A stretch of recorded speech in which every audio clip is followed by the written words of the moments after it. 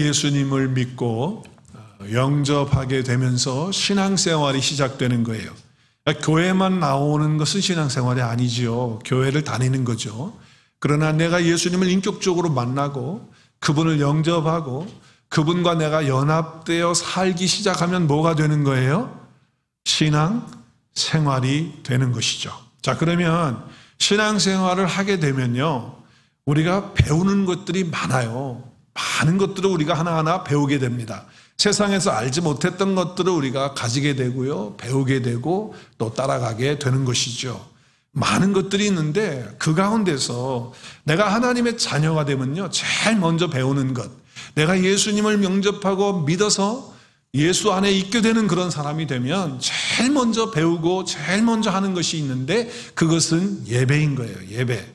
우리가 예배를 배우게 되고요. 아, 예배는 하나님께 이렇게 드리는 거구나. 아, 예배를 통해서 하나님께 영광이 되는 거구나 하는 것들을 우리가 배우고 알게 되는 거예요. 그래서 이사야는요, 하나님께서 우리를 지으신 목적 가운데 하나가 하나님께 영광 올려드리고 하나님께 찬송을 통하여 예배를 받으시기 원해서 그 자녀들을 이 땅에 택하셨다고 말씀하고 있는 거예요. 그래서 예배는 하나님과의 교제일 뿐만 아니라 생명 되신 그 하나님과의 생명의 통로가 되는 것이 예배인 줄로 믿습니다. 네, 그것이 예배인 거예요. 그러니까 예배 잘 드리면 하나님 앞에 예배가 올려지게 되면 죽었던 영이 사는 거고요. 그리고 침체되었던 마음들이 회복되어지는 거고요. 삶이 변화되는 줄로 믿습니다. 왜냐하면 예배는 능력의 통로이기 때문에, 생명이면서 능력의 통로가 되기 때문에 우리의 삶을 변화시키고요, 우리의 삶의 목적을 바꾸고요, 우리에게 사명을 새롭게 하는 것이 예배인 거예요. 근데 요즘은 현대교회가 예배를 많이 드리잖아요. 그렇잖아요. 우리도 예배 드리고 많은 교회들이 예배를 드려요. 그런데 주님이 원하시는 예배는 영과 진리로 드리는 예배거든요. 그런데 그렇게 드려지지 못하고 그냥 형식적으로 껍데기만 있는, 순서만 있는 그런 예배를 드리는 경우가 없지 않아 많이 있다는 거예요. 우리 교단교회 목사님이셨으면서 우리 많은 크리스찬들에게 영향을 주셨던 분이 계세요. A.W. 토저라고 하는 목사님이 계시는데 그분은 이미 하나님 나라에 들어가신 분이신데 그분은 정말 설교를 너무 멋지게 하셨고요, 우리에게 도전을 주는 설교를 하셨고요, 그리고 변화를 시키는 설교를 하셨고요, 많은 저서들을 남기셨어요. 그분이 쓴 책 가운데 이런 책 제목이 있고요. 그래서 내가 너무 이렇게 좀 획기적인 것 같고 또 내가 읽어봐야 될 것 같아서 제가 그 책을 사서 읽어본 적이 있어요. 그 책 이름이 이래요. 그 책 이름이 예배인가 쇼인가. A.W. 토저 목사님이 기록하신 책이에요. 근데 이 책에 보면요, 얼마나 많은 사람들이 예배를 드리기는 드리는데 그 예배가 세상에서 그냥 콘서트 쇼 하듯이 아니면 그냥 관람하듯이 드리는 그런 예배다 그 말이에요. 영이 없는 예배, 진리가 없는 예배로 그냥 1시간 앉았다가 가는 예배로 마치는 경우가 얼마나 있느냐는 거예요. 그러니까 아무런 변화도 없고 삶의 목적도 없고 그리고 삶이 회복되어지고 그 영이 살아나는 그런 예배가 되지 못하고 있다. 다시 예배를 하나님이 원하시는 예배로 돌아가야 된다라고 하는 그런 메시지를 이 책에서 기록하고 있어요. 여러분, 정말 여러분 예배 가운데 하나님 만나시고 계시지요? 하나님을 온전히 영과 진리로 경배하고 계시지요? 아멘, 아멘. 우리 예배는요, 세상적인 방법으로 하는 게 아니에요. 세상적으로 내가 가지고 있었던 사고방식을 가지고 예배 드리는 게 아니에요. 교회 안에는요, 우리가 정말 그냥 그거 가지고 들어와가지고 예배 드리면 안 된다 그 말이에요. 그것들을 다 내려놓고 오로지 하나님이 원하시는 영과 진리로 예배를 드려야 될 줄로 믿습니다.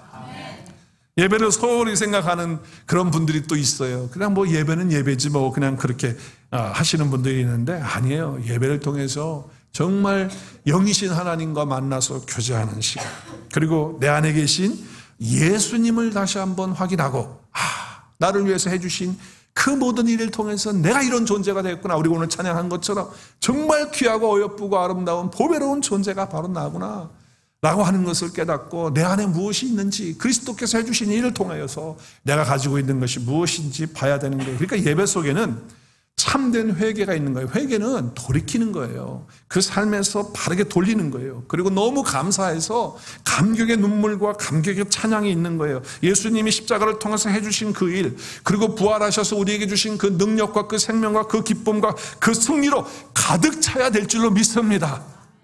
예배가 그래야 되는 거예요. 그래서 성령의 임재하심이 우리 가운데 오는 예배가 되어야 된다는 거예요. 그런데 이러한 예배를 드려본 경험이 없는 분들은 예배에 대한 감격이 없어요. 메말라요.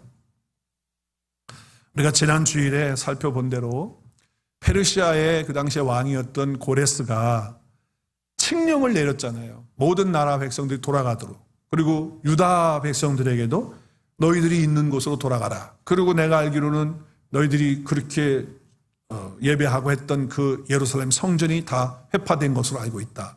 돌아가서 그 성전을 재건하도록 해라. 그리고 필요한 것들이 있다면 모든 것들을 이렇게 구해가지고 가서 하도록 하라라고 하는 칙령을 내려줬어요. 그래서 이제 다시 예루살렘으로 돌아가기 시작하잖아요. 그렇죠? 1차, 2차, 3차에 거쳐서 돌아가는데 우리 지난 시간에 우리 함께 나눴어요. 몇 명 정도가 돌아갔죠? 1차에? 수르바벨과 예수아가 앞장서서 들어갔잖아요. 얼마죠? 네? 4만 몇 명이요? 4만 4,260명이요? 예. 그리고 거기에 또 종들까지 다 포함하면 거의 5만 명 가까이 되는 그런 인원이 이제 고향으로 다시 돌아가게 되는 거잖아요. 예루살렘으로 돌아가는 그런 일들을 우리가 봤어요. 그런데 돌아가면서 시간이 많이 걸려요. 왜냐하면 적어도 걸어서 가려면요. 바벨론에서 예루살렘까지 가려면 5개월에서 6개월 걸려요. 빨리 가도. 6,000마일 정도 되거든요. 근데 그 거리를 뭐 차로 갑니까? 기차로 갑니까? 비행기로 갑니까? 전부 다 걸어서 육로를 통해서 가는 거예요. 그러니까 시간이 많이 걸렸겠죠. 5만여 명이 가는 동안에. 그러면서 가면서 이런 얘기들을 했을 거예요. 여러분 도착해서 그런 얘기를 했겠죠. 다 따로따로 시간이 조금씩 차이가 있겠지만 우리 이제 7월 달이 되면 우리 예루살렘에 다 모이자. 너희들 이제 성읍으로 다 너희들이 살던 곳, 너희 조상들이 있었던 곳으로 가게 될 텐데 거기 가 있다가 7월이 되면 다 예루살렘으로 모여라. 어떤 약속을 한 것 같아요. 오늘 말씀에 보니까. 그래서 1절 말씀 보세요. 1절 말씀에 보면 7월에 모이라고 이렇게 말하고 있잖아요. 7월. 자, 오늘 1절 보면 이스라엘 자손이 각자의 성읍에서 살았어요. 다 귀환해서 1차 왔잖아요. 5만여 명이 와가지고 다 각자 성읍에 살다가 7째 되는 날에 이르러서 일제히 예루살렘에 모였다. 아니 무슨 라디오 방송도 없고 유튜브도 없고 광고할 수도 없었으니까 아마 그 이전에 각자 성읍에 가기 전에 아마 통보를 했든지 아니면 약속을 했든지 그랬겠죠. 그래서 7월 달에 다 모이게 7번째 되는 달에 다 예루살렘에 모이도록 한 거예요. 자, 그러면 왜 7번째 달 7월에 모였느냐라고 하는 거예요. 왜 7월에 모였을까요? 7월에 모인 이유가 뭘까요?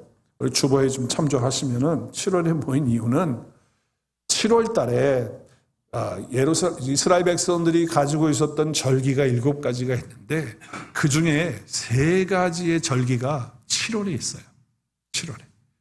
그래서 주보를 좀 참조하십시오. 7월 1일이 나팔절이에요. 7월 10일이 대속죄일이에요. 그리고 7월 15일이 초막절 또는 장막절 또는 수장절이라고 하는 그 절기예요. 네, 이 절기가 7월 달에 있었던 거예요. 자, 그러면 7월 1일 나팔절이 무슨 날이에요? 나팔절이 뭐예요? 실제로 나팔을 부는 날이거든요. 그럼 나팔을 왜 불어요? 특송하나요? 특송? 나팔을 왜 불죠? 나팔을 부는 것은 소집을 하기 위해서 불러요. 어떤 위험한 신호를 줄 때 나팔을 불어요. 전쟁이 시작될 때 나팔을 불어요. 그럴 때 사용하는 것이 나팔을 부는 건데 특별히 이 나팔을 부는 7월 2일 나팔절에는 그 다음에 오는 7월 10일에 오는 대속죄일을 준비하라고 나팔을 부른 거예요. 대속죄일. 대속죄일이 뭡니까? 대제사장이 1년에 한 번 어디로 들어갑니까? 지성소로 들어가서 짐승의 피를 가지고 가서 모든 백성의 죄를, 제사장의 죄뿐 아니라 모든 사람들의 죄를 사하는 그 날이 대속죄일이에요. 그 날을 준비하라는 거예요. 나팔을 부는 거예요. 그러니까 너희들의 죄를 다 토하고 회개하고 영적 각성을 위해서 영적인 잠에서 깨어나서 이제 준비하라라고 하면서 나팔을 부는 거죠. 이것이 신학적으로 우리가 이제 신약에 와서 보면 이 나팔절이 어떻게 되는 거냐면, 나팔절은 예수 그리스도의 재림을 예표하는 거예요. 재림. 이제 주님이 재림하실 날이 다 왔다. 빠바바바 주님 오신다 말이죠. 그러니까 영적으로 깨어 있어라. 잠자지 마라. 그리고 큰 나팔 소리와 함께 다시 주님이 오시고 너희들은 부활한다 말이지. 그걸 알리는 거예요. 그게 나팔절이에요. 그래서 우리 성경에 보면 나팔을 불 때에 주님께서 오시는 것으로 그렇게 묘사하잖아요. 그래서 구원이 완성되어지는 그 날을 선포하는 거예요. 그게 나팔절이에요. 그러니까 이 나팔절은 신약에 와서 영적으로 자지 말고 정신 차려서 깨어서 주님 오심을 기다리라 라고 하는 것이 나팔절이에요. 자, 그럼 7월 10일은 대속죄일인데, 이 대속죄일은 뭐 하는 날이라고 그랬어요? 대제사장이 그 지성소 안으로 들어가는데 자기의 죄를 씻는 거고요. 제사장이 자기 자신의. 예수님은 죄가 없으시니까 그렇게 할 필요가 없지만 제사장들은 다 죄가 있으니까. 그래서 씻고, 그리고 이제 하나님 앞에 백성들의 죄를 씻고, 그리고 정결하게 되는 그런 시간인 거예요. 근데 이때 염소 2마리를 가지고 해요. 대속죄일날 염소 2마리. 한 마리는 잡아서 죽여요. 피를 흘려요. 그래서 그 피를 가지고 제단에 뿌리고, 그리고 지성소 안으로 갖고 들어가는 거예요. 제사장의 죄를 씻고 백성들의 죄를 씻는 의미로 지성소에 들어가서 하나님께 드리면서 제사를 드리는 거예요. 또 한 마리 양은 아세살이라고 그래가지고 광야로 보내요. 왜 광야로 보내죠? 보낼 때 제사장이 모든 자기의 죄와 백성들의 죄를 그 염소에게 전가를 시켜요. 그 죄를 안수함으로. 그래서 그 안수를 받은, 죄가 전가된 그 염소를 광야로 보내는 거예요. 광야로. 그래서 다시는 돌아오지 않는 거예요. 죄의 짐을 다 지고 다 가지고 가는 거예요. 그래서 죄가 이제는 씻겨졌다, 죄가 없어졌다, 죄가 제거됐다라고 하는 거예요. 그래서 우리의 모든 죄를 정결하게 하고 하나님과의 관계를 이제 죄 없이 하나님과의 관계를 바르게 할 수 있는 그런 것이 되었다라고 하는 의미로 그렇게 했던 거죠. 자, 신약에 와서 거기에 염소 속죄로 드리시는 그 염소는 바로 누구를 가리키는 거예요? 예수 그리스도를 가리키는 거예요. 예표하는 거예요. 그래서 대속죄일을 지키면서 짐승의 피로 속죄했지만 이제는 예수 그리스도의 피로 단번에 희생을 드리심으로, 단번에 십자가에서 죽으심으로 저와 여러분의 모든 죄를 영원히 다 용서해 주시고 사해 주셨습니다. 깨끗이 해주신 거예요. 끝난 거예요. 예수님께서 다 가지고 가셔서 해결해 주신 것이 바로 대속죄일이에요. 지성소에서 들어가서 예수님이 단번에 영원한 제사를 십자가를 통하여 드려주신 것이죠. 그래서 다 씻겨진 거예요. 그러니까 이제 우리는 이 율법을 따라서 속죄일을 지킬 필요가 있어요, 없어요? 네, 없어요. 속죄일 하지 않아도 돼요. 예수님이 다 해주셨기 때문에. 그래서 우리는 뭘 하면 되는 거예요? 예수님이 십자가에서 나를 위해서 해주신 일에 대해서 기억하고 감사하고 찬양하고 영광 올려드리고, 그리고 여러분 즐거워하면 되는 거예요. 아멘? 그렇게 된 거예요. 얼마나 감사해요. 그러니까 내가 예수님을 통해서 하나님의 그 사랑 가운데 받은 은혜가 얼마나 큰지, 그것을 날마다 기억하고 그걸 붙들고 찬양하며 감사하며 사는 것이 바로 대속죄일이다, 그 말이에요. 7월 15일 날에는 이제 초막절인데, 이 초막절은 마지막 명절이에요. 초막절에. 그리고 모든 것을 다 추수한 후에 그것을 거둬들여서 저장해 놓기 때문에 수장절이라는 말도 해요. 근데 이 초막절은요, 일주일 동안 하거든요. 7일 동안 하는데 어디서 하냐면 광야에서 하는 거예요.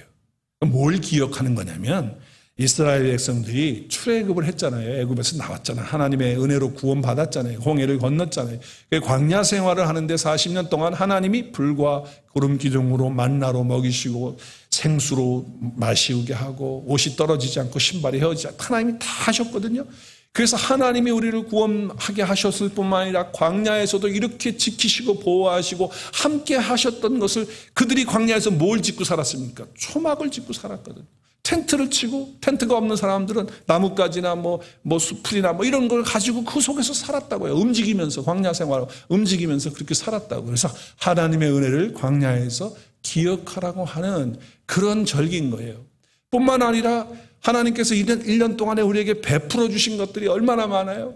마치 추수감사처럼 하나님께 감사하고 찬양 올려드리고 이제까지 채우시고 먹이시고 입히신 모든 것들에 대해서 하나님께 감사하는 거예요. 근데 여러분, 이 초막은요 다 없어지는 거예요. 우리 천국 환송 예배 드린 것처럼 우리는요 사람이 지은 이 장막을 벗는 날이 와요. 이 집, 사람, 우리의 몸을 벗는 날이 온다고요. 이건 영원하지 않거든요. 영원한 집, 손으로 짓지 아니한 하나님이 지으신 그 집이 있다는 거예요. 그래서 그 광야 생활을 하면서 우리는 나그네다. 이 땅에 있는 건 영원하지 않다. 그렇기 때문에 우리는 영원한 나라, 영원한 집, 예수 그리스도를 통해서 우리는 그 집에 들어갈 수 있다라고 하는 거예요. 그래서 초막절에 감사하는 그런 시간을 갖는 것이고 하나님이 우리를 풍성하게 해주신 것들을 감사하면서 이웃들과 더불어 나누는 그러한 절기가 초막절인 거예요. 그래서 하나님께 감사하고 하나님의 백성은 예수 그리스도가 다시 오시는 그날을 우리는 기다리면서 이 땅의 것들은 영원하지 않고 영원한 것은 하나님이 만들어 놓으신 것이 영원하다. 그래서 우리는 보이는 것으로 살지 않고 보이지 않는 영원한 것을 가지고 믿음으로 사는 것입니다. 할렐루야. 그것이 이제 초막절. 그래서 우리와 함께 하시는 그런 거예요. 자, 그러니까 얼마나 의미가 있어요. 그렇죠? 그러니까 7월에 그들이 다 모였는데 오늘 말씀에 보니까 일제히 모였다는 거예요. 일제히 예루살렘에 다 모였다고 그랬는데 여기 말씀에 보니까 일제히가 영어 성경을 보면 어떤 모습이냐면요. as one man이에요. as one.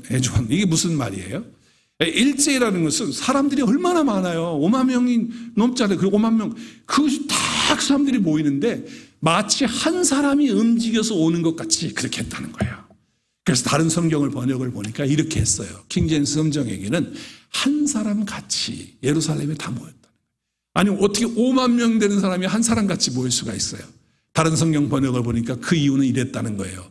한 마음으로 단합이 됐기 때문에 같은 마음 한 마음으로 연합되어졌기 때문에 꼭 모이는 게 한 사람 모이는 것처럼 그렇게 보였다는 거예요. 그래서 7월 달에 그렇게 모여서 일제히 모여서 뭐 했느냐? 뭐 했죠? 모여가지고 뭐 했어요? 오늘 말씀에 보니까 뭐 했어요? 모여서 한 게 뭐예요? 오늘 지난 시간에는 스룹바벨이 먼저 나왔는데 오늘은 예수아가 먼저 나와요. 왜냐하면 제사장이 해야 될 몫이 있으니까 예배를 드리는 것이니까 제사장 이름이 먼저 나오고 스룹바벨이 뒤에 나오잖아요. 그렇죠? 근데 뭘 하려고 모였어요? 뭘 하려고? 율법에 기록된 대로 뭘 하려고? 제단을 쌓고 그리고요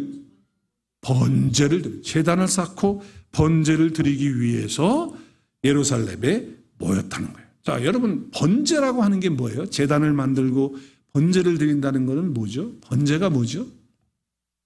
번제는요 제물을 완전히 태워가지고 하나님께 드리는 거예요. 하나도 남김없이 다 태워서 예수님께서 우리를 위해서 십자가에서 완전히 자기 자신을 내어준 것과 마찬가지로 번제는 하나님께 온전히 드리는 그런 제사거든요. 불로 태워서 드리니까 그들을 화제라고 그래요. 그래서 레위기 1장 17절에 보면 불살라서 번제를 드리라는 거예요. 근데 그 앞에 보면 날개자리 그러니까 그 앞에 부분은 새를 말해요. 새들도 드릴 수 있었어요. 짐승도 드릴 수 있었지만 가난한 사람들은 새들도 드릴 수 있어요. 근데 날개를 찢지 말고 다 태워서 드리라는 거예요. 불로 태워서 드리니까 화제예요. 그런데 재밌는 건 뭐냐면 우리 하나님은 이 바베큐 냄새를 좋아하시는가 봐요. 그래서 여호와께 향기로운 냄새라는 거예요. 여러분 우리가 고기를 태우면은 그 바베큐 구우면 그 타는 냄새가 얼마나 그 고기 타는 냄새가 우리 식욕을 돋굴 때가 있잖아요. 근데 하나님도 그러셔서 그러신 건가요? 여기죠. 향기로운 제물 냄새라는 게. 여러분 향기로운 냄새라는 말은 하나님과 교제가 이루어지고 있다 그 얘기예요. 하나님과 지금 함께하는 그런 시간이고 만남의 시간이다 그런 얘기예요. 하나님이 받으시는 시간이다 그런 얘기죠. 가장 중요한 것은 예배의 본질 가운데 제일 중요한 것은 바로 향기 나오는 냄새인데 하나님을 만나는 것이고 하나님을 교제하는 것이고 하나님과 대화하는 것이고 하나님과 함께하는 그 시간이 바로 향기로운 냄새다 그 말이에요. 하나님이 기뻐하는 그런 시간이다. 이런 예배를 드리는 자를 하나님이 찾으신다 그랬어요. 하나님 지금 찾고 있어요. 신약에 와서는 영과 진리로 드리는 그 예배자를 하나님 찾고 계신다. 찾고 계신다. 권력자들 찾는 게 아니고 돈 많은 사람을 찾는 게 아니고 누구를 찾고 있어요? 영과 진리로 향기로운 냄새가 되는 그런 예배를 드리는 자를 주님은 찾고 계신다. 여러분, 근데 오늘 말씀을 보면요, 이스라엘 백성들, 유다 백성들이 예배를 드릴 수 있는 상황이 아니에요. 전혀 상황이 아니에요. 성전이 지금 완전히 다 무너져가지고 황폐하게 돼서 없어요. 오늘 말씀에 보니까 기초도 못 났다 그래요. 기초도 못 났다. 그러니까 성전이 없는 상태에서 예배를 드린다는 것은 상당히 이스라엘 백성들이 힘듭니다. 물론 성전이 없을 때는 아브라함이나 이삭이나 야곱은요, 어디든지 가는 대로 돌단도 쌓고요, 제단 쌓아서 예배 드렸어요. 성전이 없어도 예배 다 드렸어요. 그러나 이스라엘 백성들이 솔로몬 성전 이후에는요, 전부 성전에 모여서 예배를 드렸단 말이에요. 그러니까 그들은 예배는 어디서 드려야 된다? 성전에서 드려야 된다는 것이 다 몸에 배어져 있고 그렇게 예배를 드려왔어요. 그러다가 포로로 간 거예요. 포로로 잡혀간 거예요. 다시 잡혔다가 70년 만에 돌아왔어요. 그러면 어디서 예배를 드려야 돼? 그들은요, 성전에서 예배를 드려야 되는데 성전이 있어요, 없어요? 없어요. 그럼 예배 드리기가 쉬운 상황은 아니에요. 그런데 오늘 말씀해 보니까 어떻게 했어요? 제단을 만들고 번제를 드리면서 하나님 앞에 예배를 드렸다고 하는 거예요. 여러분, 우리 예배는요, 건물 없어도 사실 예배 드릴 수 있어요, 없어요? 있어요. 이 건물은 우리가 예배 드리는데 방해받지 않도록 하기 위해서 건물이 필요한 것이지, 이 건물 자체가 절대로 성전이 아닙니다. 여러분, 이제 누가 성전 건물 갖고 그러면요, 여러분 한 귀로 듣고 흘려버리세요. 성전은 누가 성전입니까? 성령 받은 사람이 성전인 줄로 믿으시기 바랍니다. 내 안에 하나님의 거룩한 성령이 함께 살고 있는 그 사람은요, 하나님의 영이, 하나님이 그곳에 계시니까 내가 어느 곳에 가든지 성전이 된 거예요. 우리는 어디서든지 예배할 수 있는 그런 자들이지만 그 당시의 사람들은 그렇지 못했어요. 성령이 그들에게 있지 않으니까, 아직 몸속에 함께 계시지 않으니까, 성전에 건물이 있어야 되는데, 그러니까 그 상황 속에서는 예배 드리기가 쉽지 않았다고 하는 거예요. 그들의 삶 속에서는 예배하기가 쉽지 않았어요. 그런데 그냥 없는 상태에서도 제단을 쌓고 그리고 번제를 드리는 예배를 했다라고 하는 거예요. 또 어려운 상황이 뭐냐면요, 바벨론으로 포로 다 끌려간 다음에요, 그 땅이 비었어요. 예루살렘 땅이 비고 유대가 다 비고 유다가 다 비고 예루살렘이 사람들이 다 끌려가니까, 포로로 1차, 2차, 3차 다 끌려가니까 나라가 비니까, 나라가 없는 나라가 땅이 되니까 그 옆에 있는 에돔 사람들이 와서 살고, 암몬 사람들이 살고, 이방인이죠. 그럼 모압 사람들이 와서 살고, 그리고 그 위에 수리아 사람들, 아람 사람들이 와서 사는 거예요. 자리 잡고. 왜? 빈 땅이니까. 누구든지 다 차지할 수 있잖아요. 그래서 그들이 70년 동안에 여러 이방 민족들이 와서 다 자리 잡고 살고 있어요. 그런데 70년 만에 지금 우르르 사람들이 와가지고 자기 땅 또 차지해서 살려고 하는 이제 그런 움직임인데, 또 자기들이 믿고 있는 그 신에게 경배하고 예배한다고 제단 쌓는다고 하니까 그 못마땅한 거예요. 당연히 못마땅하죠. 못하게 하는 거예요. 공격하는 거예요. 그러니까 적대적인 분위기가 굉장히 많았던 것을 알 수가 있는 것이죠. 이방인들이 싫어하는 거, 하나님께 예배 드리는 거 싫어하고, 또 예배를 드리면서 그들의 신이 이제 이 사람들로 하여금 이 땅을 다 차지하게 하면 우리는 어떻게 또 쫓겨나는 거 아니야? 이런 그런 생각들을 가지니까 그 터전을 뺏기지 않으려고 계속해서 그들을 공격하고 이렇게 무섭게 했다라고 하는 것을 알 수가 있어요. 어떻게 알 수 있느냐? 오늘 말씀 3절에 보니까 제사 예배 드릴 수 없는 상황이 성전이 없었기 때문에 어려웠고, 뿐만 아니라 여기 보니까 3절에 보니까 무리가, 여기 무리는 누구를 가리키는 거죠? 유다 백성들을 가리키는 거죠. 근데 모든 나라는 누구를 가리키는 거예요? 제가 조금 전에 말했잖아요. 이방 사람들이 와서 자리를 찾고 있어요. 그걸 다 차지하고 있어요. 그래서 모든 나라 백성들을 두려워하여 그랬어요. 근데 여러분, 영어 성경을 보면 백성을 두려워하여 제단을, 그러니까 조금 이게 문맥이 안 맞아요. 근데 영어를 보면, 밑에 영어를 보면 어떻게 되어 있죠? For fear had come upon them으로 되어 있어요. 그러니까 두려움이 그들에게 왔음에도 불구하고 라고 하는 거예요. 그렇죠? 그렇게 번역을 해야 되는 거예요.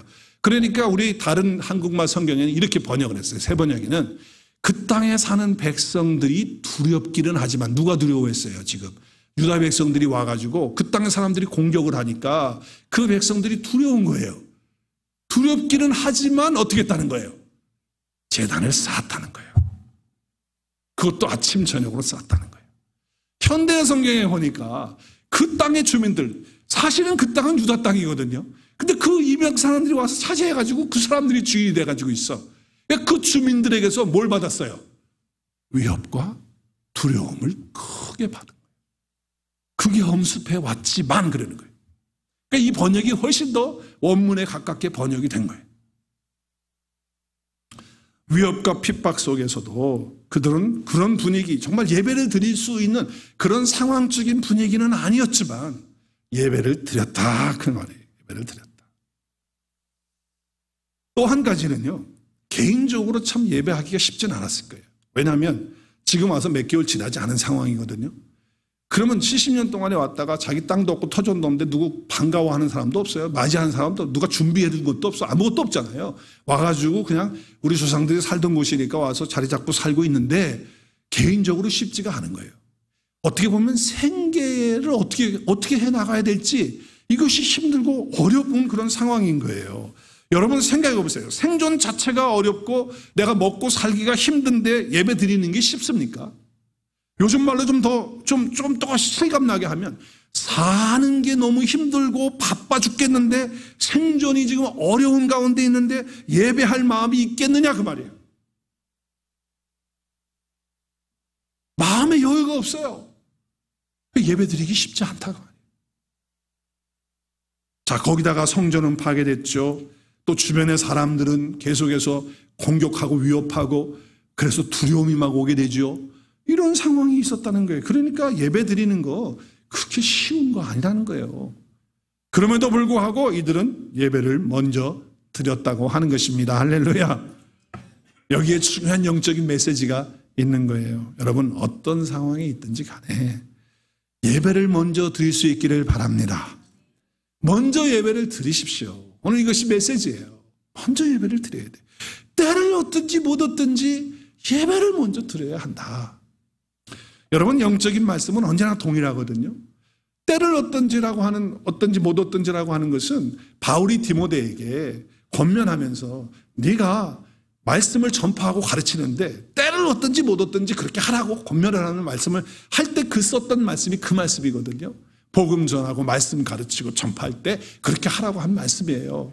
근데 이 말씀은요, 말씀 복음 전하고 가르치는 것만 말하는 게 아니에요. 여러분, 우리가 영적인 부분에 있어서 기도를 할 때도 때를 얻든지 못 얻든지 기도해야 될 줄로 믿습니다. 내가 기분 좋을 때는 기도하고 분위기 좋을 때는 기도하고 좀 마음이 편치 않고 뭐 또 아니면 뭐 일이 잘 되고 아니면 분위기가 안 되고 그러면 기도 안 하는 겁니까? 그렇지 않잖아요. 때를 얻든지 못 얻든지 항상 기도하는 자가 돼야 되는 거예요. 찬양도 마찬가지 아닙니까? 찬양도 찬양 분위기가 있어야 찬양을 하죠. 아니 분위기가 어떤 분은 그래. 찬양할 분위기가 아니라고. 어떤 분위기가 돼야 됩니까? 악기가 받쳐줘야 됩니까? 파워포인트가 올라와야 됩니까? 무슨 찬양팀이 잘 준비돼야 찬양이 되는 겁니까? 그런 게 아니잖아요. 되었을 때도 하고 찬양팀이 안 되었을 때도 때를 얻든지 못 얻든지 항상 찬양해야 될 줄로 믿습니다. 그것이 우리의 자세라는 거예요. 영적인 모든 것이 그렇다는 거예요. 영적 훈련 받는 것도 마찬가지예요. 성경 공부를 하는 것도 마찬가지예요. 여건이 될 때만 공부하고 여건이 될 때만 훈련 받습니까? 아니에요. 때를 얻든지 못 얻든지 영적 훈련을 받고 성경 공부하고 그렇게 해야 될 줄로 믿습니다. 선교할 때도 마찬가지예요. 선교할 때만 내가 여력이 있고 내가 뭐 좀 할만하니까 선교하는 겁니까? 아니에요. 때를 얻든지 못 얻든지 선교해야 될 줄로 믿습니다. 우리 그런 자세를 가져야 된다는 거예요. 예배도 마찬가지라는 거죠. 예배도 내 감정이 뭐 아니면 내 처지가 아니면 내 분위기가 뭐 상황 그래서 그때만 예배하고 그러는 겁니까? 그렇지 않잖아요. 분위기가 안 된다 할지라도 상황이 안 된다 할지라도 내 마음과 이것들이 지금 여유가 없고 이런다 할지라도 때를 얻든지 못 얻든지 하나님의 말씀이 나를 이끌고 간다면 어떤 자리에서든지 먼저 예배를 드려야 될 줄로 믿습니다. 우리 그렇게 예배하는 거예요. 이게 바로 영적인 일이라는 거예요. 그래서 주님은 영과 진리로 예배하는 자를 찾으신다고 그 우물가의 여인과 함께 대화를 하시는 가운데 그 말씀을 하고 계시는 것이죠. 때를 얻든지 못 얻든지 항상 주님은 이런 예배를 드리는 자를 찾고 계신다. 돈 많은 자를 찾고 계시는 거 아니에요. 똑똑한 사람을 찾고 있는 거 아니에요. 인물 좋은 사람 찾고 있는 거 아니에요. 키 큰 사람 찾고 있는 것도 아니고요. 권력 있는 사람 찾고 있지 않고, 우리 하나님은 누굴 찾고 있어요? 영과 진리로 예배 드리는 자를 찾고 계시는 거예요.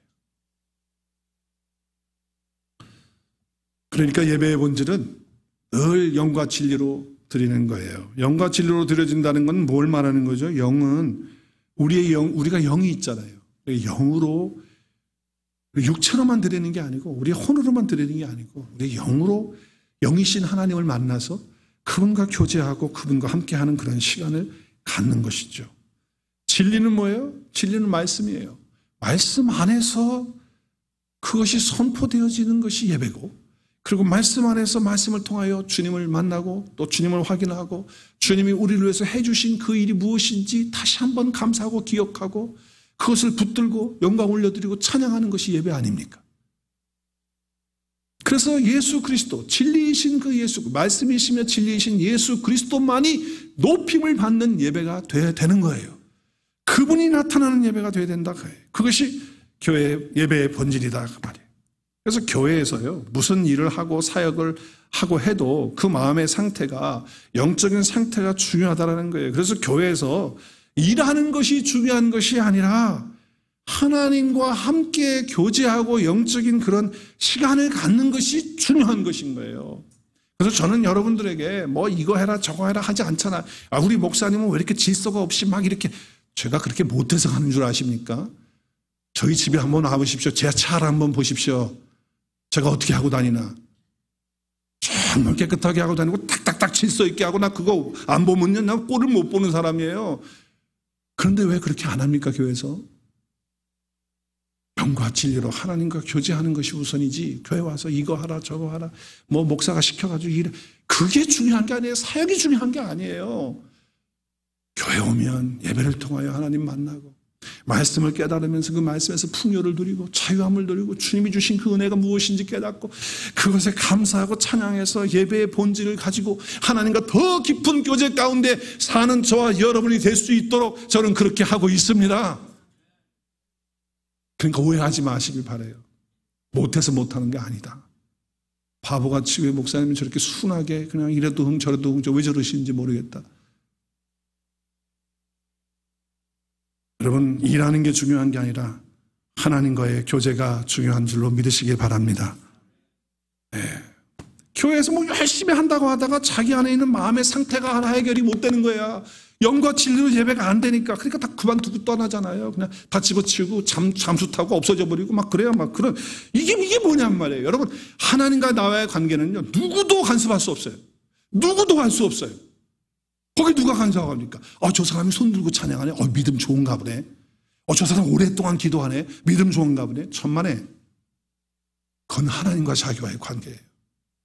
예배를 통해서 하나님과 나와의 관계가 아름답고 그리고 깊어지고 그 은혜를 누리는, 그것은 나와 주님과의 관계만이지 누가 옆에서 개입할 수도 없고 그리고 그걸 말할 수 없는 거예요. 예배 안에는 찬양과 감사와 기도와 말씀과 헌신이 있는 것이죠. 그러니까 예배는 영적 상태인 거예요. 영적 상태. 너무 중요한 것입니다. 저와 여러분이 정말 예배를 통해서 우리의 마음도 회복되고 우리의 영도 풍성해지고 주님과 우리와의 관계가 더 깊어지고 친밀해지는 역사가 예배를 통해 이루어질 줄로 믿습니다.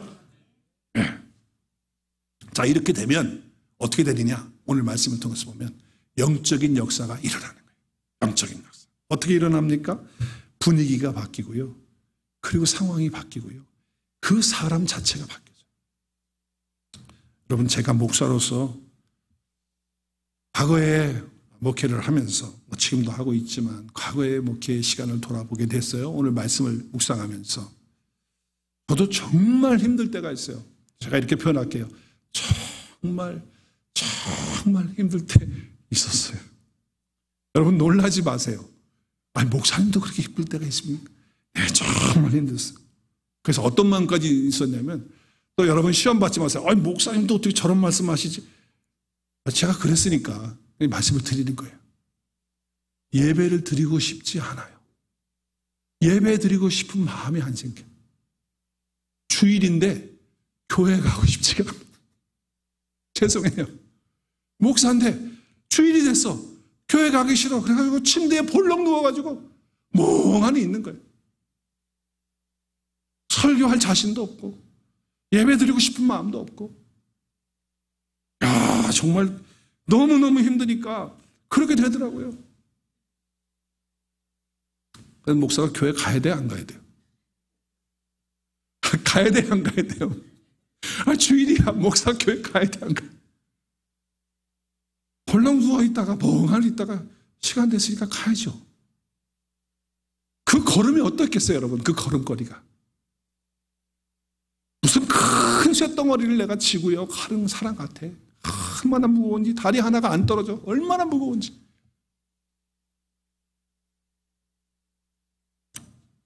그 가운데 예배실에 와서 기도하면서 이제 예배를 시작하는데 찬양팀이 찬양을 하는 거예요. 마음이 제가 너무 무거운 거예요. 그 마음에 에너지가 없어. 영적인 힘이 하나도 없어. 예배할 힘이 없는 거예요. 근데 찬양은 지금 시작해서 하고 있어요. 그런데 계속 찬양을 따라 부르기는 하지만은 지금 나한테 오지도 않아요. 그런데 찬양하는 순간에 어느 순간인지 성령께서 내 마음을 터치하시면서 예배의 고백에 찬양을 하게 하시는 그런 역사를 하시는 거예요. 위로부터 임하는 그 말로 할 수 없는 은혜와 위로와 힘을 경험하면서 내가 손이 올라가는 거예요. 그러면서 막 눈에 눈물이 고이는 거예요. 너무 감사한 거예요. 하나님. 그래서 저는 그렇게 고백했어요, 그때. 하나님, 제가 어떤 상황이 되어도 예배자로서 내 죽는 한날까지 예배하며 살겠습니다. 그런 결단을 하는 시간을 가졌어요. 여러분, 목사도 그러했다면 여러분도 그럴 때가 있을지도 모르겠어요. 예배하고 싶지 않고 교회 가고 싶지 않고 그러한 상황이 된다 할지라도 여러분 예배의 자리에 주 앞에 나오기만 하면 주께서 여러분의 마음을 터치하시고 영혼을 만져주시고 다시 일으켜 세우시고 힘을 주시고 다시 하나님의 영광을 보는 시간 가지도록 역사해 주실 줄 믿습니다. 여러분 그렇게 하셔야 돼요. 오늘 유다 백성들 보세요. 상황 아니거든요. 예배드릴 상황 전혀 아닙니다.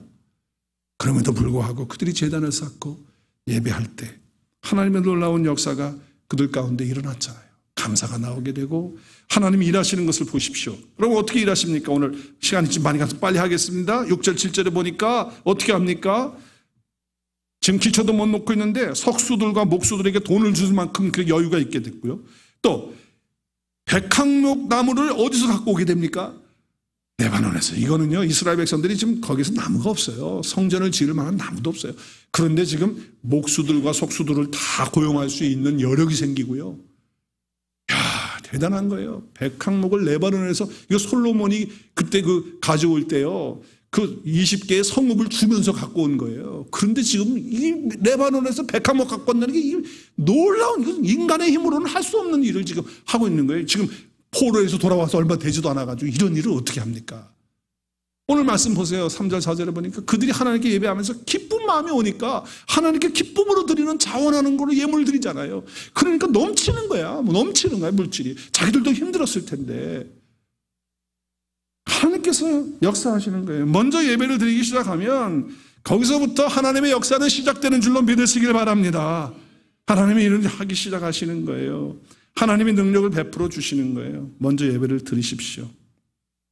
여러분이 책상에 앉아있든 집에 있든 자동차 안에 있든 어떤 상황이 됐든 어디에서든지 하나님을 바라보고 예배자로서의 삶을 살아서 우리의 몸을 하나님이 기뻐하시는 거룩한 산제사로 드려지는 저와 여러분의 삶이 될 수 있기를 주의 이름으로 축복합니다. 할렐루야. 우리 한번 선포하십시다. 예배가 먼저입니다. 기도하겠습니다.